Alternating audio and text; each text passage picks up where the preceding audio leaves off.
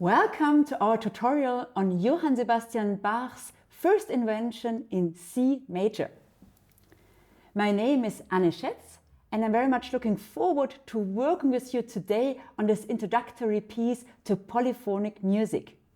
Johann Sebastian Bach wrote this invention for his eldest son, for the piano lessons of his eldest son, Wilhelm Friedemann Bach.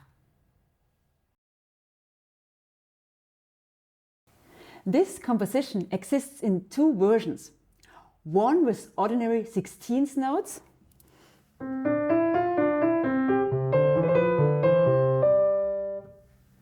and one with triplets.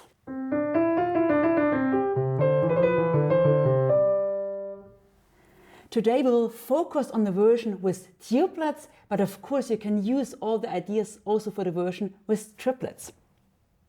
Let's have a look at the structure.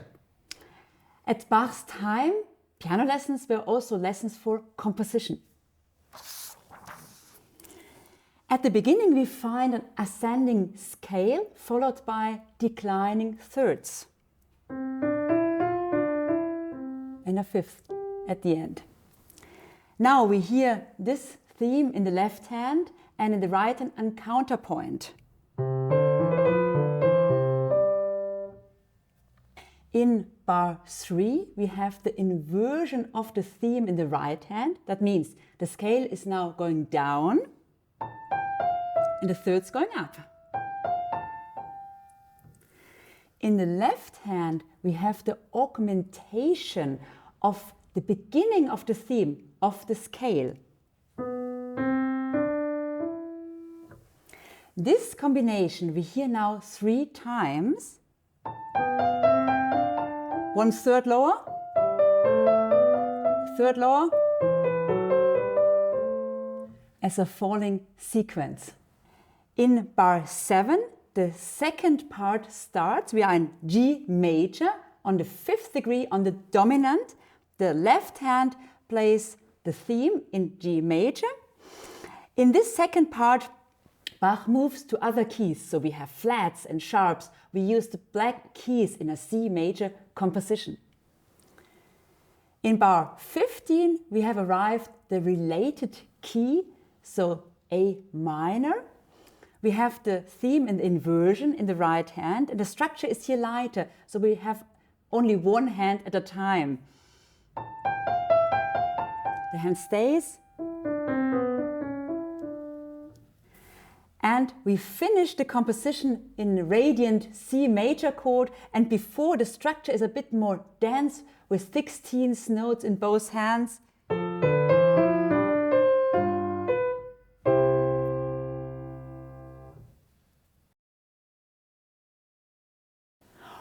One big challenge in this composition is to play cantabile. As Bach wrote in his introduction, that it is his aim that we achieve a cantabile way of playing the piano. The other challenge is to play the 16th notes fluently, evenly. To play cantabile, it is a great help to use the weight of your arms. So you can let the arms hang on the side of your body and you feel the relaxation and the weight till the bottom of the ocean. Now the same feeling on your legs. And now you throw one arm with the help of the other arm on the keys. And you have a warm and full sound. Now the hand does it alone. Now I land only on one single note.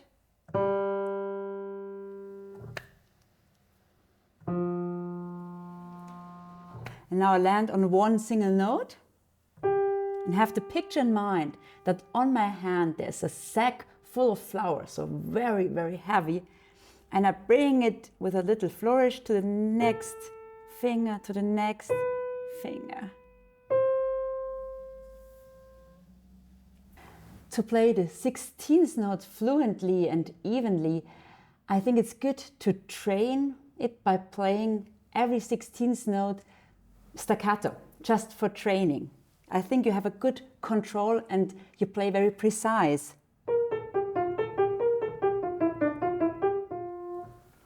I like it very much to train with rhythms. For example, long, short.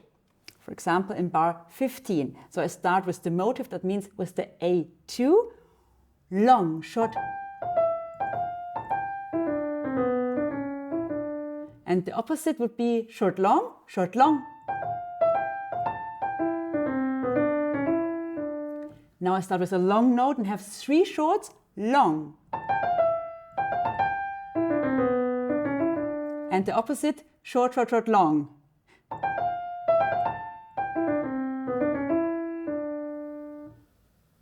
Let's have a look at bar 5. Here we have thirds in the right hand. These thirds I train by playing them together. Now back and forth. Now I play the first note twice. Now the second note. And now both notes. Now I start with a long note and play as fast as I can to the next one.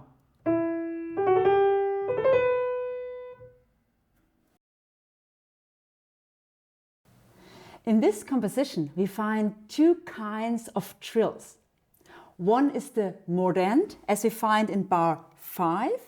Here we start with the main note and then we play the changing note and the main note.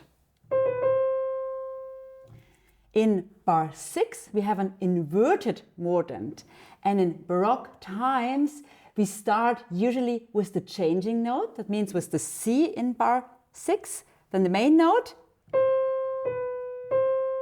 and again changing note and main note.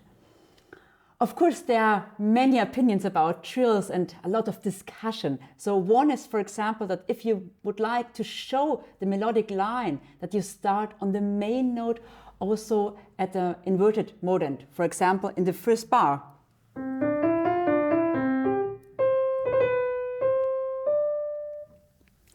I would like to invite you to listen to interpretations by great pianists, and let's be inspired how you would like to play your trills. To play a trill brilliant, I think it's very helpful to have the finger lifted at the beginning, and then the finger falls down, but only on the surface of the key, like that. And it's so light that the key pushes the finger back immediately. That means lift, play, relax your push back, and next finger lift, relax, like that. In bar 5, for example, we have the mordent, and if you would like to combine now both hands, I think it's very helpful to play first of all without the trill, like that. Now with the trill, and I think the trill rhythmically, for example here we have 3 notes, so I think it's a triplet. 1, 2, 3.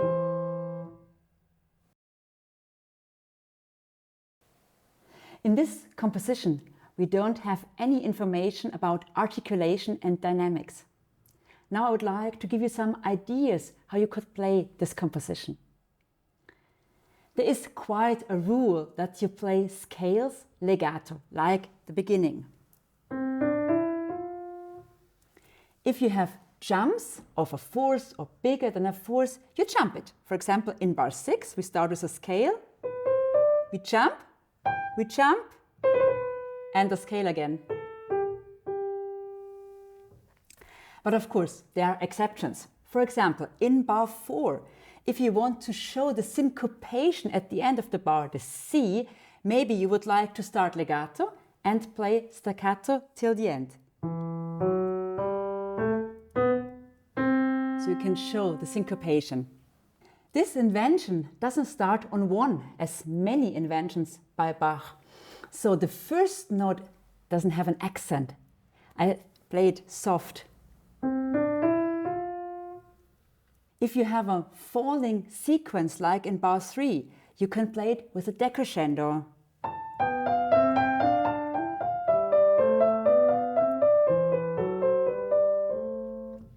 If you have an ascending sequence, as for example in bar 6, the thirds, you can play a crescendo.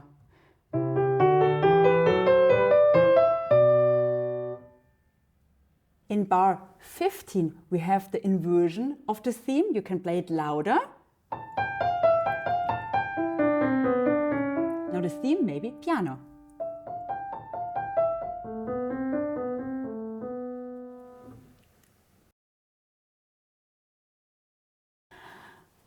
I would like now to give you some ideas how you can practice this composition. I would start practicing it by playing only one hand at a time, and also that you know one hand by heart and not only playing it together. Then I like it very much to train it by playing one hand on the piano and one hand on the piano lid.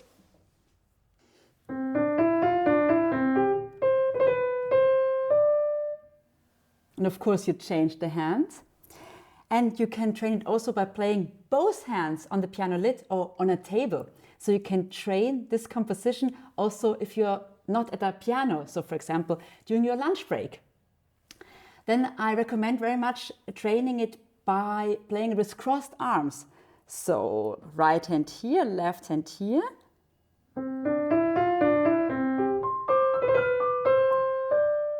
And of course also the other way around. And I like it very much to play one voice throughout the entire piece forte, especially if you have a composition, a fugue with 3 or 4 voices, so you can follow one voice really throughout the entire work. I would like now to wish you a lot of joy and pleasure practicing and playing this wonderful, happy composition. Thank you very much for attending our tutorial. See you next time. All the best. Goodbye.